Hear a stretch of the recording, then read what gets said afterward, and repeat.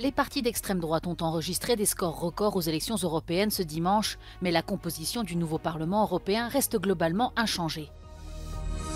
Suite à la victoire du Rassemblement national aux élections européennes, Emmanuel Macron dissout l'Assemblée nationale et annonce des élections législatives anticipées.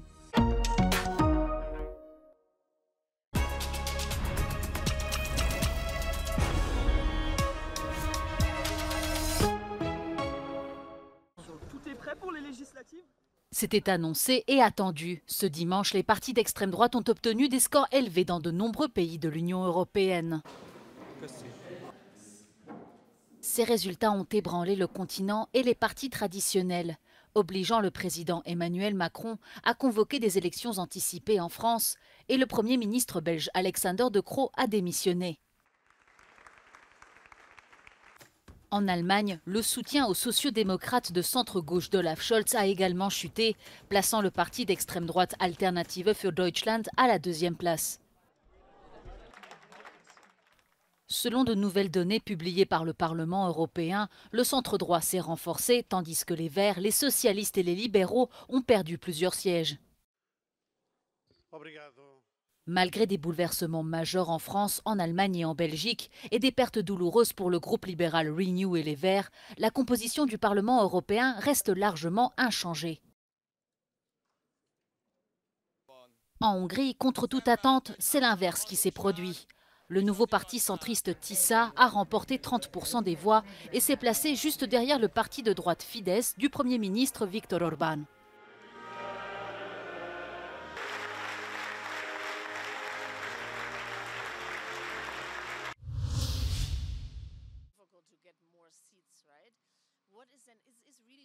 Coup de poker ou courage politique. Suite à la défaite de son parti Renaissance aux élections européennes, arrivé deuxième après le Rassemblement national, Emmanuel Macron dissout l'Assemblée nationale et annonce des élections législatives anticipées.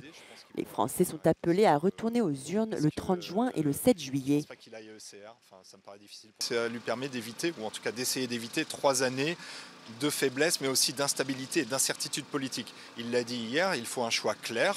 Peut-être que ce choix clair sera à l'encontre de ses intérêts politiques à lui. Peut-être que le choix clair sera une majorité d'extrême droite en France. Tout reste possible, ce qui poserait évidemment un problème pour la France, mais aussi pour l'Union européenne.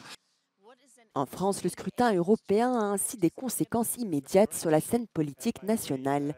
Si certains s'étonnent de ce mélange des genres, il serait en partie dû à la nationalisation des enjeux du scrutin et à l'hyper-personnalisation de la campagne autour du président. The far right, they have been making this link constantly in the debate running up to the elections, and it was also them that called for a snap election in the case that they would go home with most of the seats. So I think this kind of intermingling between the EU level and the national level is dangerous indeed, because decisions were decided here that have nothing to do with French politics in the first instance. Emmanuel Macron pourrait perdre sa capacité d'influence de l'agenda européen en cas de perte de poids politique en France. Ce nouveau calendrier français ne devrait pas perturber les nominations au poste des institutions européennes.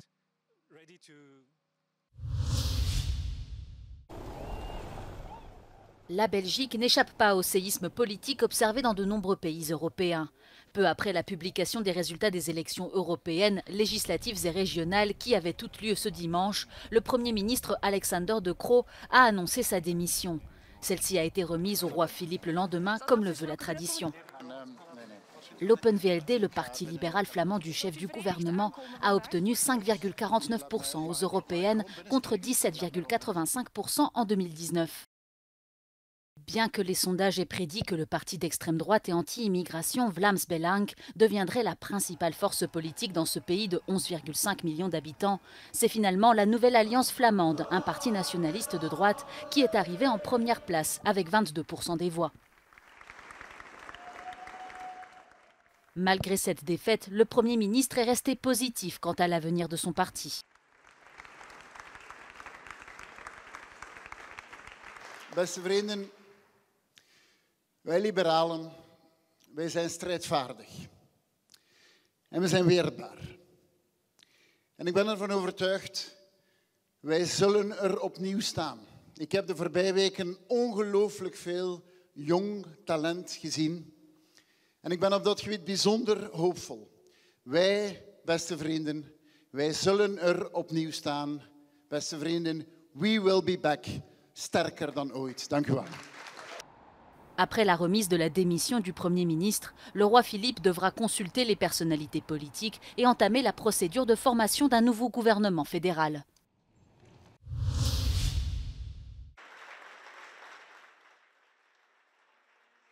Elle a réussi son pari. Giorgia Meloni, seule chef de gouvernement au sein de l'Union européenne, a mené elle-même une liste pour les élections européennes, s'est imposée à l'issue du scrutin de dimanche. Fratelli d'Italia obtient ainsi 28,8% des suffrages, selon les estimations du Parlement européen. Cette victoire renforce la position de Meloni tant en Italie qu'en Europe.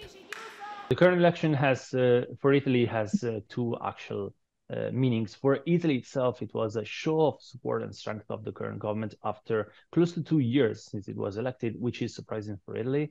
And the second one was in Europe, it confirmed Meloni's role as a possible, bridge maker between the center-right and hard-right. La formation d'extrême droite devance le Parti démocrate de centre-gauche et les populistes du mouvement 5 étoiles. Les premiers résultats confirment aussi le déclin de l'autre parti d'extrême droite italien, la Ligue de Matteo Salvini.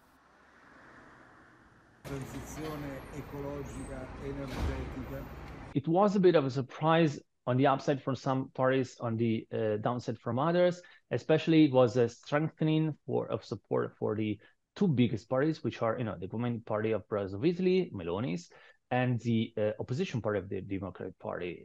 So the two ones get out stronger. It also is a result in favor of stability of the political system, which is quite surprising for Italy, because it means that the two other governing parties who govern with Meloni do not have an incentive to go, to make the government fall and then to go to elections. Thank you very much. Les représentants européens des entreprises et du monde syndical saluent le succès électoral des partis du centre politique lors des élections européennes. Pour ces organisations, ce nouvel hémicycle est l'occasion de repenser le pacte vert pour le rendre plus juste. Selon Eurochambre, qui représente les chambres du commerce et de l'industrie, l'Union doit dépasser ses faiblesses dans des secteurs critiques comme la production manufacturière et les technologies propres. And we've had a lot of concerns with the amount of legislation that the Green Deal has led to. It implies a lot of burdens for businesses, a lot of compliance and reporting burdens. So one of our strong messages to the new members of the European Parliament and the new institutions is that we need to slow down before we start bringing in possible new legislation. Eurochambre appelle à renforcer le marché européen pour consolider l'autonomie de l'Union européenne. L'organisation estime que les entreprises et l'industrie sont actuellement en mode survie. We need to tackle those fundamental structural challenges that businesses are encountering, particularly manufacturing sectors.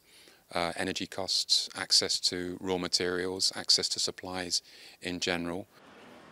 Les syndicats rappellent que pendant la campagne, ils ont plaidé pour que le coût de la vie soit une priorité du prochain cycle politique. L'adaptation de la main-d'œuvre aux défis de l'intelligence artificielle est l'un des enjeux des années à venir.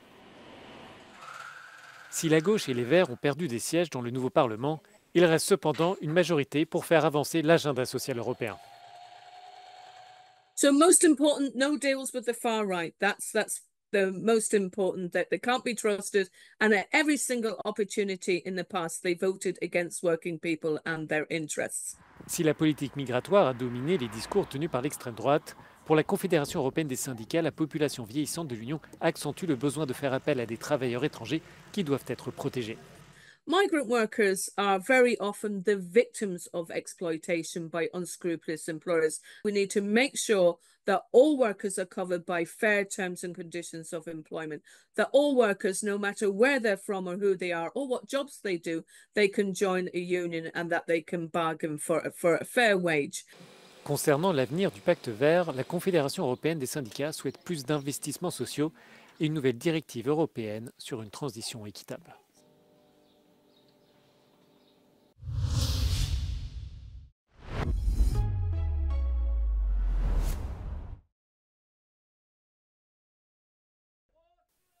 Berlin se prépare à accueillir une nouvelle étape de la conférence sur la reconstruction de l'Ukraine, la première organisée dans un pays membre de l'Union européenne. Une édition qui a lieu dans une atmosphère tendue. Ce lundi, le président de la conférence et responsable de l'Agence pour la reconstruction de l'Ukraine, Mustafa Naïm, a annoncé sa démission, citant des obstacles systémiques l'empêchant d'exercer efficacement ses fonctions. Dans une publication sur les réseaux sociaux, il s'en est pris au gouvernement ukrainien, déplorant des coupes budgétaires et des obstacles bureaucratiques. Une annulation de dernière minute de son voyage à la conférence de Berlin par le gouvernement ukrainien a été l'élément déclencheur de sa démission. La conférence sur la reconstruction de l'Ukraine rassemble des chefs d'État et de gouvernement pour discuter du soutien international dont Kiev a besoin pour la reconstruction et la modernisation du pays. L'événement sera suivi du sommet de la paix en Ukraine qui aura lieu les 15 et 16 juin en Suisse.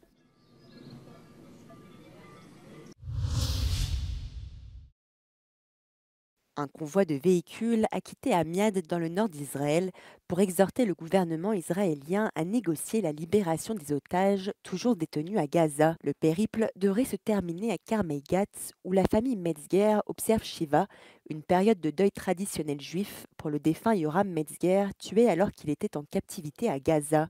Il vise également à faire pression sur les législateurs pour qu'ils adoptent un projet de loi exigeant un service militaire égal pour tous les citoyens et appelant à de nouvelles élections.